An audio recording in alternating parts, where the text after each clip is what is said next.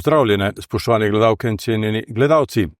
Gost v današnji oddaji Aktualno je Tomaž Glažar, direktor zdravstvenega doma Idrija, ki ga prav lepo pozdravlja v našem studiu. Dobrodošli. Lep pozdrav, hvala za povabilo. Temeljno vprašanje v teh dneh je, kako do zdravnika v poletnih mesecih?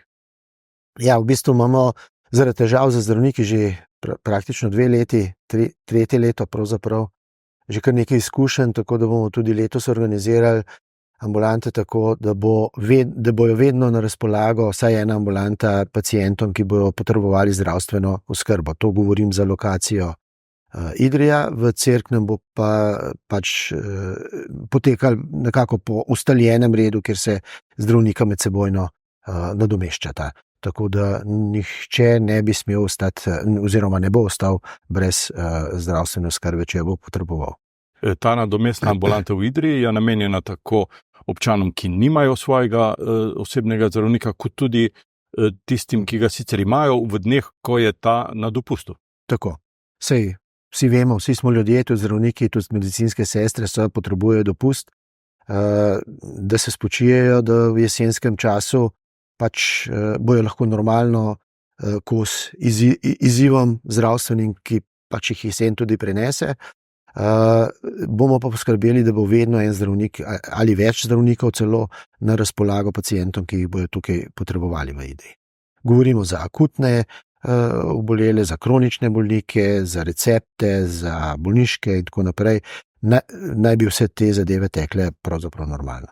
Organizirano imate tudi posebno službo, ki bo sedaj preusmerjala vse klice telefonske na skupno številko, drži? Ja, drži. V bistvu dejansko za občane ni nobene spremembe, lahko pokličemo ambulanto svojega zdravnika in klic bo preusmerjen v ambulanto, kjer bo pač zdravnik prisoten, tako da ni potrebno nobenih novih številk si zapomniti ali pa klicati na kakršnekoli nove številke.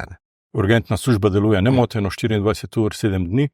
Kar se tiče nujne medicinske pomoči, tudi zdaj smo dobili okrepitve zunanjih sodelavcev 2, pravzaprav 3. Tako da bomo delovali čez počitnice čisto nemoteno. 24 ur na dan, vsak dan v tednu, od ponedeljka do nedelje. Koliko občanov pravzaprav nima osebnega zdravnika ta trenutek? Ja, prav za ta trenutek nimam točnega podatka, ampak pred kratkim smo poizvedovali to, ker teh podatkov mi nimamo na ZZS-ju in smo dobili podatek, da okrog 2300 pacientov nima osebnega zdravnika. Ta številka se niti ne zmanjšuje, niti ne povečuje. Ne zmanjšuje se predvsem zaradi tega, ker tudi tisti, ki so ostali brez osebnega zdravnika v preteklih 2 letih, so zadovoljni v glavnem z organizacijo in zdravstveno oskrbo, ki jim jo nudimo. Ob koncu lanskega leta ste imeli, mislim, da 27 zdravnikov in 6 zobozdravnikov ter 63 medicinskih sester, to so pač zadnji podatki. Veliko upanja ste polagali na prihod 2 zdravnic iz nekdanjih republik Jugoslavije. Ta projekt se polovično izpeljal. Ja, žal nas je ena zdravnica zapustila, predvsem družinska, ker smo računali, da se bo izboljšalo, da bomo prišli do možnosti za opredeljevanje za paciente. Moram pa povedati, da smo pa v tem spomladanskem času podpisali pogodbe z dvema zdravnikoma, zdravnico in zdravnikom, ki sta pred kratkim dobila potrjeno specializacijo družinske medicine, kar je pa tudi dobra novica. Na specializaciji za družinsko medicino imate trenutno 6 zdravnikov. Ja, v bistvu bomo zdaj, ko bomo podpisali še te 2 pogodbe s specializantoma, prva specializantka naj bi začela specializacijo že v avgustu, drugi v septembru, jih bo pač še 2 več z pravksa. Koliko časa traja ta postopek? Zdaj sama specializacija, če me to sprašujete, traja za družinsko medicino je to 4 leta. Medtem ko zdaj, ko so sklepi bili, to je bil aprilski razpis, na aprilski razpis sta se ta naša dva, zdaj že lahko rečem, specializanta prijavila in sta dobila oba že rešeno vlogo. Torej, če bo sreča, bomo v prihodnjih letih ta problem skoraj rešili. Jaz sem prepričan v to, sem tle kar velik optimist. s koncem letošnjega leta zaključuje po planu nekako že ena specializantka družinske medicine, v naslednjem letu mislim, da tudi že 2, ne, zdaj. Vedeti je treba, da ker je to pretežno ženski poklic in imamo pretežno tudi ženske specializantke, za moške ni tak problem, da pač je še tukaj čas porodniške, no tudi moški imajo zdaj porodniške in se lahko seveda to obdobje zavleče. Tako da vse nekako, se pravi, že s koncem letošnjega leta, v naslednjem letu bomo imeli, bi rekel, prve obliže za, kar se tiče izpadov upokojitve obeh zdravnic, ki so bile zdaj, ki so bile v zadnjih 2 letih.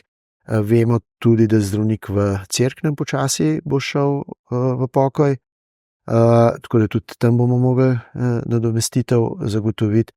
Tako v enih 2-3 letih pa jaz mislim, če bojo vsi specializanti se odločili, da bojo delali v zdravstvenem domu Idrija, ne bomo imeli več take krize. Na dolgi rok pa je najbrž smotrno razmišljati in se pogovarjati z današnjimi študenti. Kakšne odnose imate z njimi? Ja, mi vsako leto povabimo študente na razgovor. V letošnjem letu se je temu razgovoru pridružil tudi župan občine Idrija, kjer poskušamo jih malo zanimirati, da bi se odločali za specializacije po zaključenem študiju, za specializacije, ki koristijo zdravstvenem domu Idrija. V tem trenutku imamo najbolj nerazrešljiv problem povezan pravzaprav z ambulanto družinske medicine oziroma z ginekologom. Se pravi, da se usmerjajo za ginekologa, pediatra ali pa družinskega zdravnika.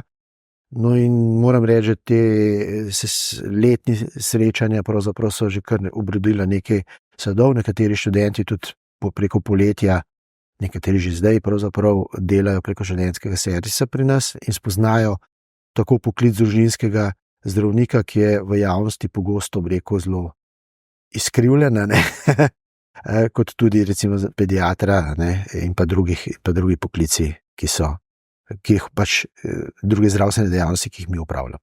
Kako pa je s štipendijami? Ja, v lanskem letu smo prvič razpisali štipendije za 2 štipendista. Žal se niti v prvem, niti v drugem razpisu ni nihče prijavil, vendar bomo letos ta razpis ponovili. Zdaj v kratkem bomo ga dali ven, tako da je čez počitnice in pa pol septembra imajo študentje čas, da razmislijo in se tudi prijavijo na ta razpis. Štipendije vabim, ker štipendije niso nizke. Omenili ste ginekološko ambulanto, kjer imate težave.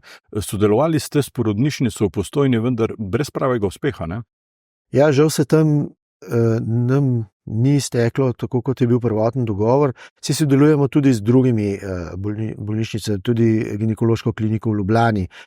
Moram jih pohvaliti, da se prizadevajo, da bi kakšnega ginekologa spravili tudi na primarni nivo, se pravi v zdravstvenem domu, ampak očitno se mladi ginekologi odločajo izključno za bolnišnično dejavnost. Imeli smo tudi pred 2 meseci tudi sestanek z bolnišnico v Šempetru. No, tukaj smo dobili pomoč, seveda po podjemni pogodbi, tako da imamo zdaj v tem trenutku 2 ginekologa, ki redno hodita v torkih in četrtkih. Imamo eno ginekologinjo, še sicer specializantko, ki hodi pač vsaj 2-3 mesečno. In pa pogovarjamo se, kar je pa res vesela novica, z eno ginekologinjo, da bi prišla k nam en dan v tednu delati kot redno zaposlena. To je za nas zelo pomembno, zaradi tega, da ohranimo program sploh dispanzer za žene. Digitalizacija stopa vse pore našega življenja. Kako se s tem izzivom soočate v zdravstvenem domu? Ja, izziv je res velik, to moram reči. Mi smo prve korake že storili v lanskem letu in tudi že v letošnjem letu z ambulanto medicine dela, prometa in športa, kjer smo praktično v letošnjem letu zdigitalizirali vse papirnate kartone, tako da se praktično že, bom rekel, ne 100%, ker določene povezave moramo še urediti, ampak skoraj vse odvija brezpapirno. Želja je, da seveda, da pride do tega 100%, nas pa v to sili nuja, a ne. Namreč papirne kartoteke zavzamejo ogromno prostora. Vi računajte, da ena ambulanta družinske medicine ima 15, 16, tudi 17 kartotečnih omar. To sta 2 prostora, v bistvu kompletna ambulanta, če tako pogledamo, a ne. Tako da to, predvsem že v Cerknem, kjer so idejni načrti že dokončan, praktično tega prostora ni, ker smo želeli čim več dejavnosti seveda preseliti. Tako da tisti, ki bojo v Cerknem, bojo mogli biti, ko bo enkrat zdravstvena postaja dokončana, bojo mogli imeti že to obleko celotno digitalizirano poslovanje.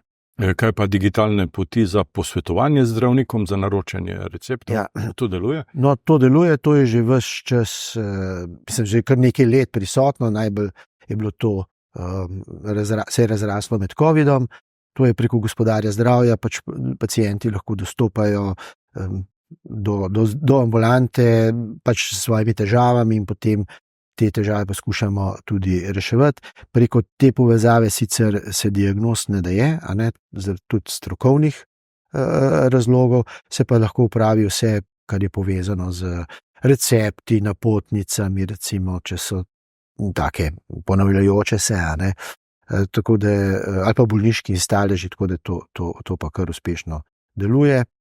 Jaz mislim, da nam je tudi zelo uspelo dobro ta komunikacija s telefoni, da praktično skoraj ni več primera, da pacient, ki je klical v zdravstveni dom, ne bi dobil nekega povratnega klica. Pogosto se dogaja sicer, da povratni klici so, ampak potem pacienti ne kličejo nazaj ali pa recimo, če niso bili dosegljivi takrat, ko je bil povratni klic narejen. V Cerknem ste naredili pomemben korak za občane s tem, da ste odprli, mislim, da 2 ambulanti fizioterapije, eno ambulanto fizioterapije v nekdanjem dijaškem domu. Kako je s tem projektom? Ja, v bistvu v lanskem poletju drugem poletju so se izredno podaljšale čakalne dobe in so bile popolnoma nesprejemljive. Zato smo se že lani v jeseni takoj odločili in razpisali še eno delovno mesto za fizioterapevta, tudi če tega programa nismo še imeli. Mi smo to v letošnjem letu sicer dobili in bomo s 1.7. imeli dodatni program, ampak smo šli v akcijo ravno zaradi tega, da se te nedopustne čakalne dobe skrajšajo. V tem kontekstu, glede na to, da imamo tudi prostorske probleme v Idriji, na lokaciji Idrija, smo se dogovorili z občino Cerkno, z županom in so nam omogočili v bistvu prostor v tem bivšem dijaškem domu, kjer smo pa, bom rekel, kar rekordno hitro vzpostavili to ambulanto in zdaj od nedavnega pravzaprav že čist redno deluje. Ta ambulanta je pomembna tudi za paciente iz Idrije, a ne, ker pacienti iz Cerknega, pretežno računamo iz Cerknega, bojo razbremenili čakalne dobe tukaj pri nas v Idriji in vsaj delno in upamo, da se ne bojo podaljšvale, ker to ni samo odvisno od nas, a ne, ampak da se bojo kvečem začele te čakalne dobe skrajševati. Ne poveva to, da so sedaj čakalne dobe skoraj 300 dni. Tako.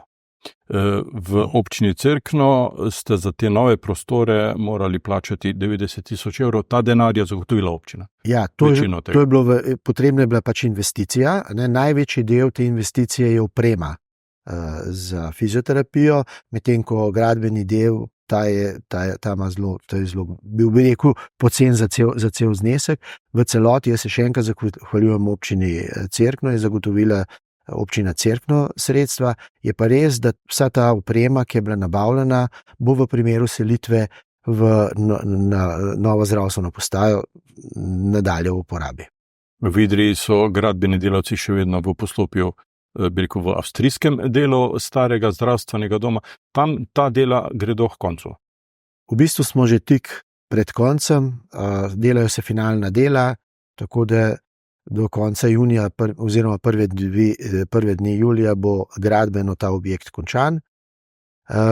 Je pa se malo zataknilo pri razpisu za opremo, tako da razpis je šele zdaj in računamo, da opremo bomo dobili pa tam enkrat. Če bo sreča mila koncem poletja, začetek septembra in takoj, ko bojo prostori opremljeni, bomo lahko selili tako medicino dela, prometa in športa, kot tudi Center za duševno zdravje otrok in mladostnikov. kjer pa zdaj pravzaprav že ne moramo več zaposlovati kadra zaradi tega, ker nimamo prostora. Tam bi po programu morali imeti 14 uslužbencev. Tako. Standard, pravzaprav novi standard iz letošnjega leta je celo 15 zaposlenih, ker se jim je pridružil še zdravstveni administrator. Koliko bomo na koncu imeli zaposlenih, bomo pa pač videli, sploh koliko kadra bomo uspeli dobiti, ker še zmeraj imamo problem z pedopsihiatrom, čeprav zdaj se dogovarjamo, da bi po podjemni pogodbi ena pedopsihiatrinja hodila v Idrijo. Imamo problem premalo psihiatrov, a ne, še zmeraj, čeprav imamo eno klinično psihiatrov, psihologov, imamo klinično psihologinjo, ki je nosilka programa, in imamo tudi specializantko klinične psihologije, manjka nam pa dejansko zdaj v tem trenutku še psihologa. Kako pa je s napovedanim satelitskim urgentnim centrom? Ja, to je tako približno kot valovanje morja. Enkrat je to zelo aktualno, drugič spet ni aktualno. V tem trenutku jaz vem, da na Ministrstvu za zdravje delajo s polno paro, ne, in poskušajo pripeljati do zaključka.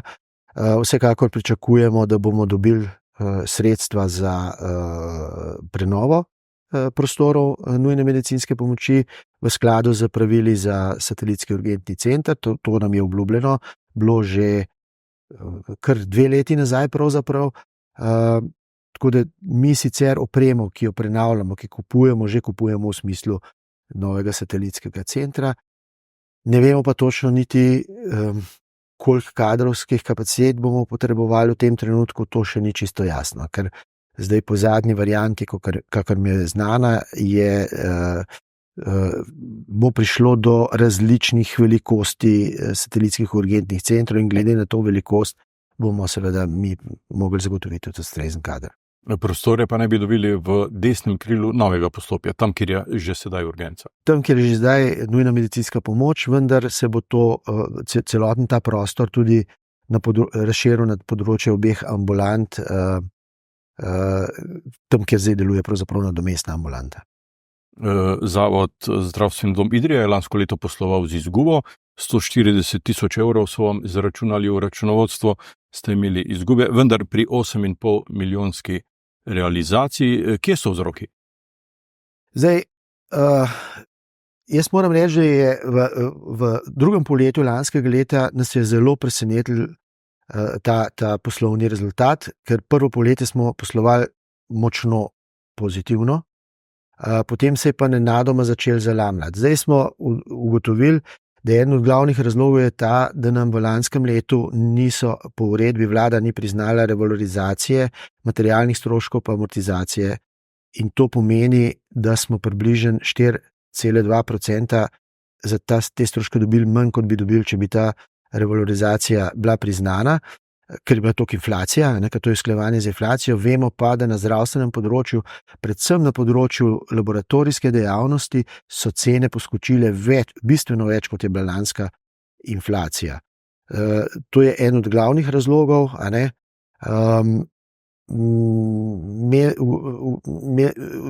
Odbili so nam tudi neka sredstva za center za krepitev zdravja.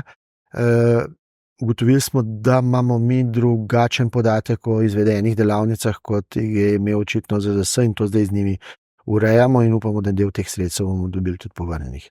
Smo pa takoj seveda v skladu z zakoni in predpisi sprejeli neke sanacijske ukrepe, ki jim tudi zdaj sledimo, in zaenkrat prvem četrtletju smo pozitivno poslovali. Zdaj, če primerjamo to z lanskim letom, čakamo v bistvu na drugo polletje.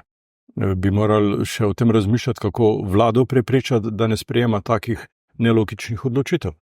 Zanimivo je, po mojih informacijah, da je v letošnjem letu Ministrstvo za zdravje so bili pripravljeni, da to revalorizacijo vključijo v uredbo, vendar je vlada za vse zaradi šparanja se odločila, da revalorizacijo v letošnjem letu ne priznajo. Letos je to pričakovana 3% inflacija, to pomeni v 2 letih nam bo vzeto 7% sredstev, ki so namenjene za materialne stroške pa amortizacijo. Kam lahko to pripelje v bodoče? ne samo nas, praktično vse zdravstvene domove v letošnjem letu bo to pripeljalo v rdeče številke ali skoraj vse zdravstvene domove. In to posledično pomeni prej slej slabša opremljenost, slabši materiali in na koncu seveda slabša kakovost za storitev za paciente. Ko sem primerjal vaš plan za lansko leto in realizacijo, tam piše, da ste pravzaprav 12% več realizirali od plana. Ko govorimo o dejavnostih, ja, predvsem na račun ambulantne družinske medicine, tle je bil največji presežek, delno tudi pediatrija, moram pa, to je zdaj, da si predstavljate, kakšna je državna politika, povedati, da smo močno presegali do konca julija tudi preglede v pulmološki ambulanti, se pravi obravnavajo pulmološki, potem pa, ker so omejili na državni ravni plačevanje preseganja, smo pač se mogli temu prilagoditi in so temu primerno nastale tudi čakalne vrste. Vendar v letni kvoti je tudi pulmološki program presegel, tisti načrtovani osnovni program. Imate tudi nekaj programov, ki jih lahko imenujemo tržna dejavnost, kjer zaračunavate svoje storitve. To so medicina dela, ortopedija in ultrazvok. Tam ste tudi korenito povečali prihodke. Ja, zdaj mi smo po mojem prihodu uredili cenike, tako da dejansko ne moramo delati negativnega finančnega rezultata na tej osnovi, razen če bi prišlo do nekih izrednih dogodkov. Zdaj, pri medicini dela, prometa in športa moram povedati, da to je javna služba, se pa financira iz zasebnega vira, zato se šteje kot dejansko, kot ste omenili, kot tržna dejavnost. Tako da tukaj smo finančno sicer uredili tako, da dejansko nimamo nekih velikih presežkov, imamo pa presežke, ker v končni fazi te storitve nudimo večinoma našim krajanom v naši okolici, čeprav prej so bile nekatere cene, recimo pri ortopedu že tako nizke, da se je splačali iz Novega mesta ali pa tudi Murske Sobote nam pripeljati, ampak zdaj smo to uredili, tako da tukaj v tem delu v bistvu nam dejansko ta tržni del celo zmanjšuje skupno izgubo. Smo sicer na polovici koledarskega leta, pa kljub temu vprašanje, kakšni so vaši izzivi do konca leta 2024? Ja, v letošnjem letu je največji izziv, poleg seveda stalne borbe, pridobivanja kadra za tako nujno medicinsko pomoč kot družinske ambulante, predvsem tudi ureditev nekako z zaposlitvijo razmer v dispenzerju za ženske. To je sigurno ena velika rak rana, kjer tudi jaz osebno zelo aktivno delam na tem, da dobimo ustreznega ginekologa.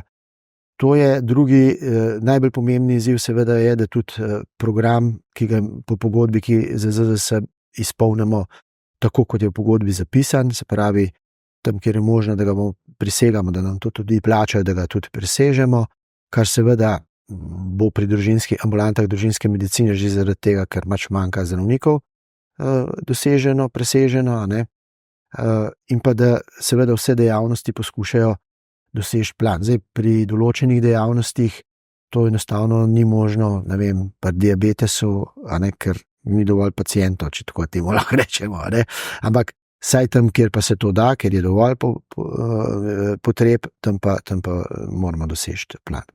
Tomaž Glažar, hvala lepa za ta pogovor, hvala za obisk v našem studiu in dobro delo do konca leta vam želim. Hvala tudi vam, jaz pa upam, da bojo vsi naši občani, tako Cerknega kot Idrije, uspešno in predvsem zdravo preživeli poletne mesece. Če pa se bo kaj zalomil, smo pa mi vedno na razpolago. Vam, spoštovane gledalke in cenjeni gledalci, pa hvala za pozornost in seveda srečno.